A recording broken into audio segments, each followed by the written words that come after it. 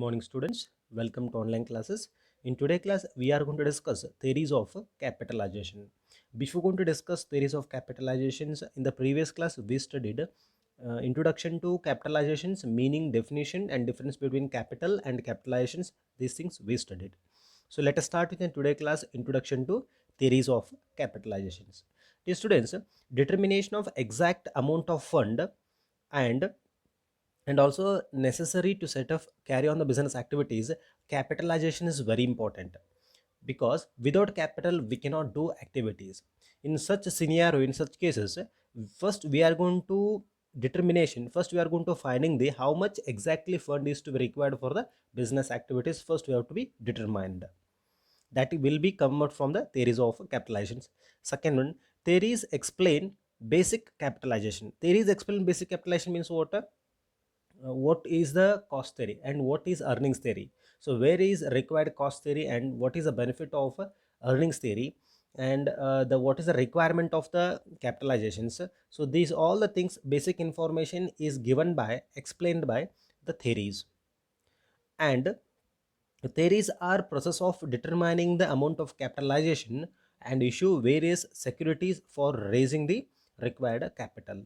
The first thing is what the theories are process to determining the amount of capitalization. First they are going to processing the finding the capital requirement. After finding the capital requirement, next they are going to thinking where we are going to issue the such securities. It means first we are going to finding the total amount of capitalization.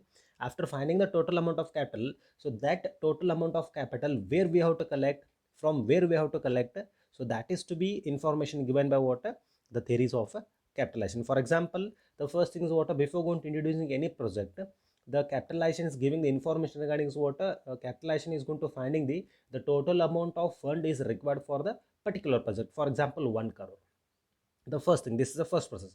After finding the 1 crore rupees, where we have to collect, where we have to raise that through equity shares, debentures, bonds, is it right or not? So this is the information given by again theories of capitalization. Next, company should be optimum. Company should be optimum means what? Optimum means what? The maximum, try to we have to use it. Optimization of capitalization avoid the excess and shortage of the fund. When company is going to using a proper capital fund in the respective projects, that will be represent optimum. So when whatever the required fund, whatever the available fund we are going to using in a proper way, in an optimum manner, it represent, it reduce the excess and shortage of the fund also. And last but not least, the introduction of theories of capitalization. Company, sorry, here spelling is mistake, y is not here. Company should proper amount of capitalization based on it, based on its requirement. The whatever the proper amount of capitalization, company should be prepare that. So this is the introduction about capitalization. Let us move to the next theories. Basically the two types of theories, one is cost theory and the one is what, earnings theory. So let us start in today class only cost theory means what. Dear students, cost means the concept will be arising. Cost means what? Before going to take any product, for example, if you take it any toothpaste, so to manufacturing of that toothpaste, how much cost is incurred? What is the cost? No, I'm not talking about selling price. I'm talking about how much cost is to be required for the production of a toothpaste. So that is what a cost of a product. Here, question is what? Cost theory is going to representing how much cost is to be involved for the establishment of the company. I think you get an idea. The cost theory is nothing but addition of fixed capital, working capital and preliminary expenses. The total is to be what? Cost theory. Let us see what author is going to talking. It is a system of determining the amount of capitalization business requires. Some amount of fixed assets. Some amount of fixed assets means what? It may be plant, machinery, building, furniture, goodwill, etc. And also some amount of working capital, for example, cash in hand, stock, debtors, preliminary expenses, and also day-to-day activities. The total is to be what? Cost theory. Again, according to this theory, we'll come to the exactly point. The amount of capitalization is arrived. Arrived means we will get cost, we will get capitalization under the cost theory is equal to, it includes fixed cost plus it includes working capital plus includes development expenses. The total will be what? Cost theory. Let us we have to take an example regarding cost theory. A company's required fixed capital is 2 lakh, working capital is 1 lakh, and formation expenses to be 50,000. Already I told you what is cost theory. Cost theory, it will be arrived after adding the fixed capital, formation expenses, and working capital. Then we will get it what a capitalization. So let us start solution. Fixed capital, for that we had working capital, also we are going to adding formation expenses, so we will get that is a cost.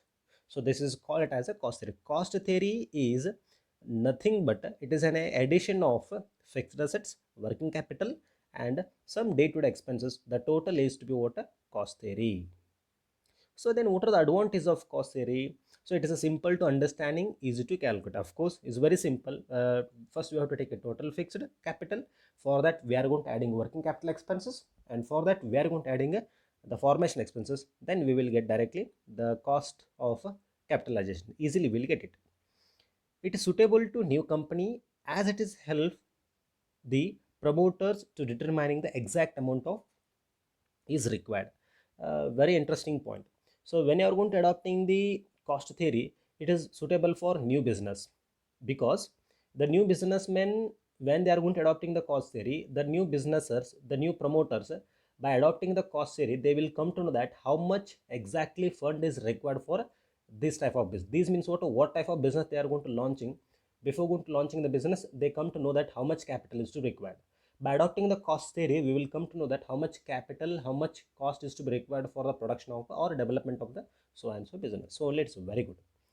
Third one,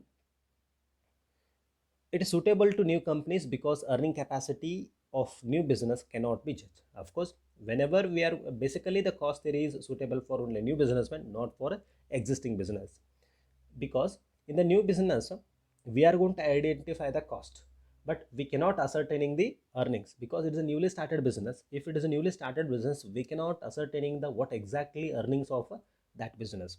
So only it is good for only again new businessmen. It is realistic because the cost there is represent true value of enterprises. Is it correct? Yes, it is true. It is realistic because the cost theory is represent true value.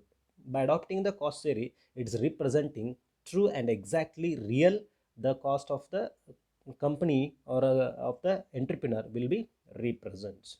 True value is to be represented. And what are the disadvantages? Let us we have taken one or two remaining just to go through. It is illogical because it ignores the earning capacity of the business. Illogical means what? It is not logical base. It is not a perfect frame. It is logical base. Illogically, it is not logical. It is illogically prepare the cost, and here we are going to ignoring the earnings. Is very important. Why? Because if you are going to ignoring the earnings, we are giving only preference for the cost, then what is the position of the business? So we cannot take a proper decision on this basis also. So it is a disadvantages. And second one is not suitable for companies have irregular earnings as it does not provide a proper basis of capitalizations. Very important point. Again, it is not suitable for the irregular business. Means if a business is not properly earning the earnings regularly, so in such cases we cannot adopt the cost theory. We are not adopting the cost theory properly, then we cannot come to the correct proper the cost of the capital. So it is not good. The cost theory fails in considering the change in the value of fixed asset, but the value of fixed asset may increase or decrease over the period of time. Very important point. Dear students, cost theory is going to focusing only the fixed asset, but the fixed assets value may be increase, may be decrease from the period to period. In such cases, it's too difficult to calculating the cost of capitalization under the cost theory. We'll take last one. Cost theory means fourth one.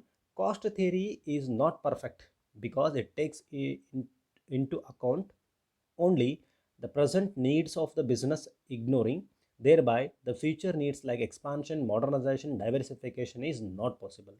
Dear students, cost theory is not perfect because it is not focusing on the earnings, and it is not thinking about the development of the business, expansion of the business, and modernization of business. Is only focusing only the cost of the business. So in such cases we cannot move towards to the development and future of the business also. So many more disadvantages by cost theory. Yes, dear. So now I am going to conclude today class with a capitalizations. In the next class, we are going to discuss earning theory. Thank you. We'll meet in the next class.